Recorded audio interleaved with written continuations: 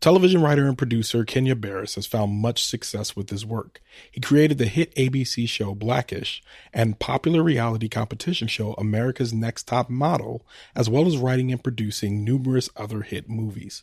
Now, Barris has teamed up with Netflix for his most recent show, #BlackAF, where he's featured playing a fictionalized version of himself as he raises a family and lives a glamorous but unapologetically black life.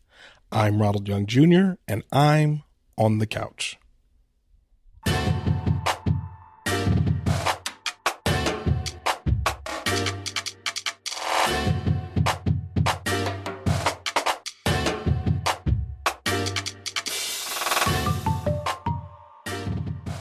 All right, I'm on the couch, and I'm actually currently watching Black AF, #BlackAF, the new Netflix show, and I'm about halfway into the third episode, but I feel pretty confident in my review, as the first two episodes have been. This one has been pretty much the same. I don't see anything changing in the next few episodes. I will keep watching and maybe do an update if anything does change, but I feel fairly solid in my opinion of this show so far. Black AF, created by Genneya Barris, starring Genneya Barris, Rashida Jones, Iman Benson, Genneya Walton, Scarlet Spencer, Justin Claiborne, Ravi, Cabot-Conyers, and Richard Gardenhire Jr. Okay, Black AF, it is a self-referential, that being Genneya Barris, family sitcom about Genneya Barris, who is in the same universe still a writer and creator of all the shows that he's done. So Blackish, America's Next Top Model. He wrote the new Son of Shaft movie. He wrote the movie Little, starring Issa Rae, and he also wrote Girls Trip. So he's had a lot of success in Hollywood, which is understandable why Netflix would give him the deal. And this is the first product of that deal, Black AF. It came on, and immediately as soon as it came on, I got vibes. I got Insecure vibes, the HBO show, Curb Your Enthusiasm, the HBO show. And you got the same sensibilities of the ABC show he's done, Blackish. Of course, it has its spinoff, Grownish and Mixedish. And of course, and it's a mockumentary. So I immediately got the Office vibes. And of course, Rashida Jones shows up. So she fits right into that easily. I don't like this show. I don't like it. And there are some obvious, probably some problematic things going on racially, in that it seems like this movie is trying to, it seems like this show is trying to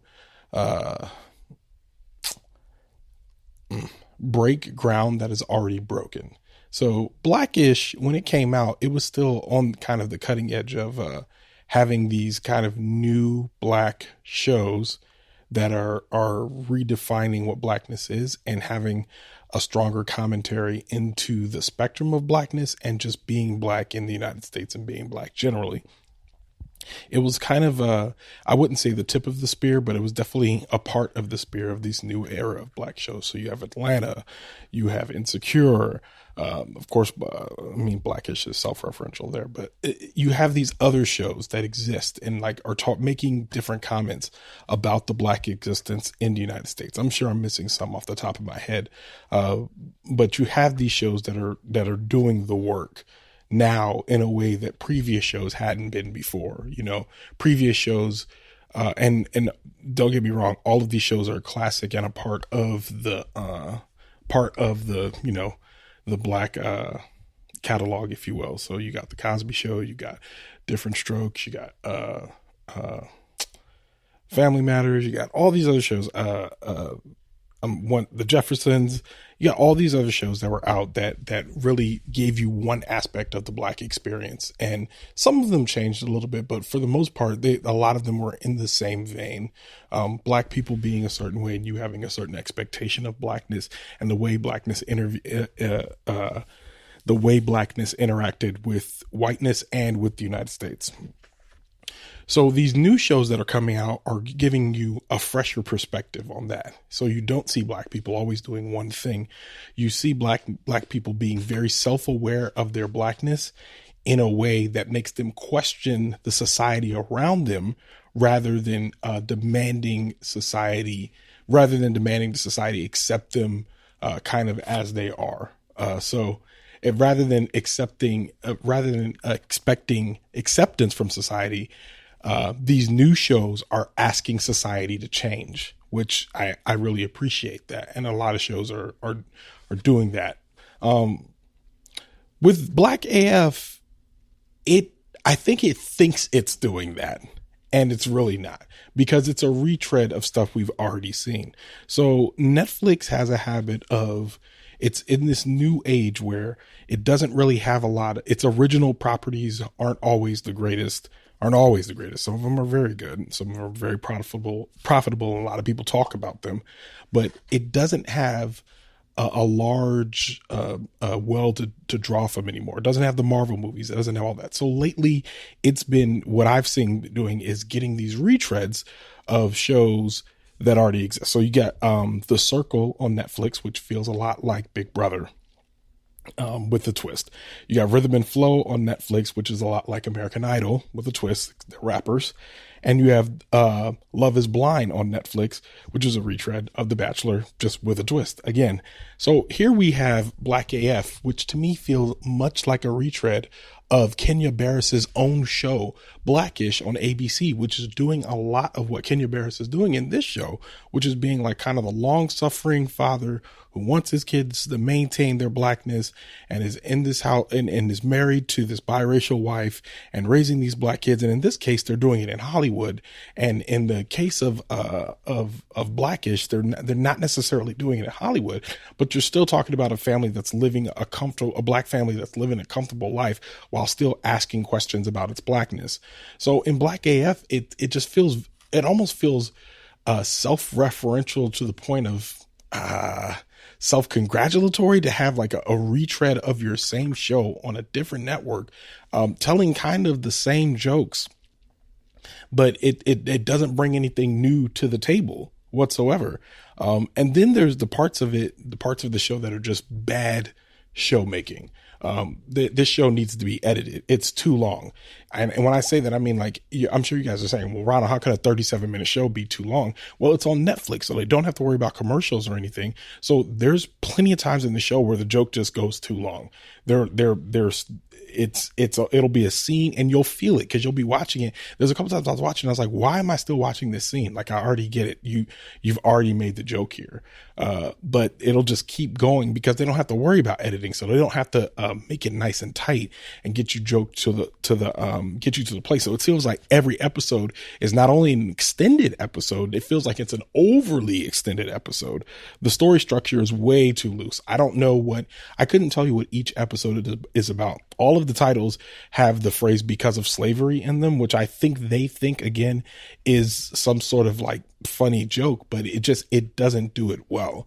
The whole premise of the show is that it's a mockumentary done by the daughter who's trying to get into USC film school, I believe. Or she's trying to get into some film school. It might be in New York, and maybe NYU film school, one of the film schools. So she's trying to get in. And so she decides she's going to make a mockumentary, and she has this big production because her father paid for it. So this big production crew comes in there and they're filming a mockumentary, and they're doing the thing where you could see them film the mockumentary. So you could see the cameras and all that stuff. So it doesn't add anything to it. And we've seen the mockumentary format done very well in many instances on Modern Family, on The Office, on Parks and Rec. Like, we've seen the mockumentary format be very, very successful. In this case, this is one of the few times where I'm like, I don't think it's working. There's plenty of times where they're doing interviews with the daughter in the room and you could see the cameras and all that stuff. And it doesn't have that natural feel. And I remember when the show first came on, I was like, oh, okay, I get it. This is kind of like Black Curb Your Enthusiasm. And the good thing about Curb Your Enthusiasm is Curb Your Enthusiasm was not a mockumentary, but it was very cinema verite. It was almost looked like it was filmed on a VHS sometimes. But the whole idea was it was meant to just look like Larry David was interacting with actors, but just like out doing their thing in Hollywood, like going to the grocery store or whatever, and running into them in normal everyday situations that we would kind of have, but he's having them with Hollywood bigwigs and actors and other people that are in California that he's interacting with. So it feels different. But with Black AF, it feels like they're trying to do something. They're trying to do something special here with the mockumentary format, and they're just not doing a good job of it. I found it several times over explaining its jokes, and you'll see there's one punchline in here in which a kid says something early in an episode, and at the end of the episode, the joke is referenced, and I started to get it, but then another character who heard the joke, the character who the joke was on, if you will, basically spelled out the joke for me. And I was like, no, I get it. Like that's one of those things The Office would have done, like a turn to the camera, like, huh? Like one of those, as opposed to them saying, no, what Jim meant was, you know what I mean? Like you didn't actually need to explain the joke to me. So it just feels like Netflix kind of used Genneya Barris to copy himself and basically make something that was already a hit into a Netflix show, which I just, if that's the case, I'm like, why didn't y'all just buy Blackish and just syndicate it on Netflix and then have Genneya Barris do something different? The other thing is Genneya Barris this is not his forte. Acting is not his thing. I have nothing against him. I think he's great. I think his work has been great. His work speaks for itself, but his acting abilities, I think they probably could have gotten somebody else in here that would have done a much better job of selling this character.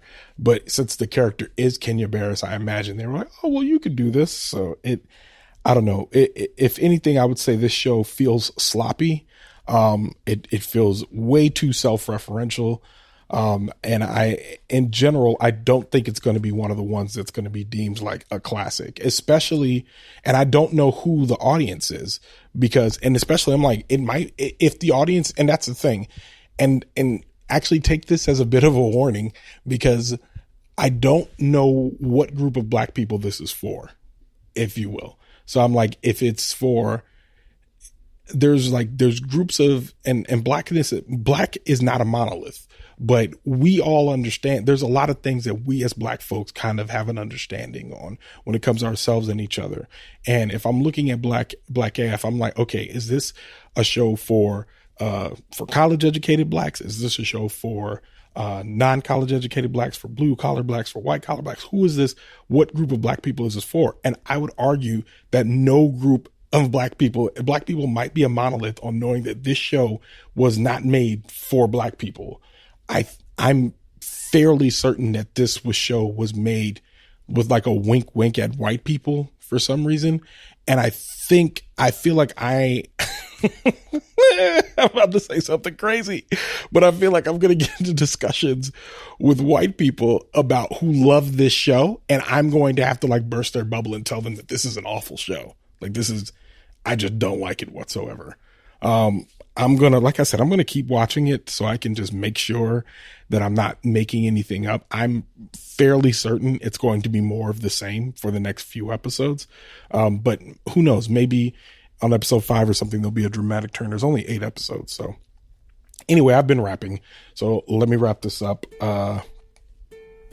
With all that in mind, I'm still here on the couch, still watching stuff. There's a bunch of Netflix stuff that came out, so this won't be the last Netflix thing that I review, but this is the first of probably about 4 things I'll review that all recently came out on Netflix. So yeah, with that, Leaving the Theater is a production of ohitsBigRon Studios. Theme music by the mysterious Breakmaster Cylinder. To find out more about this show and other ohitsBigRon Studios shows, follow me on Twitter and Instagram at ohitsBigRon. That's at ohitsBigRon. If you like this show, check out our sister show, Time Well Spent. Leaving the Theater will be back soon, but until then, I'll be here on the couch.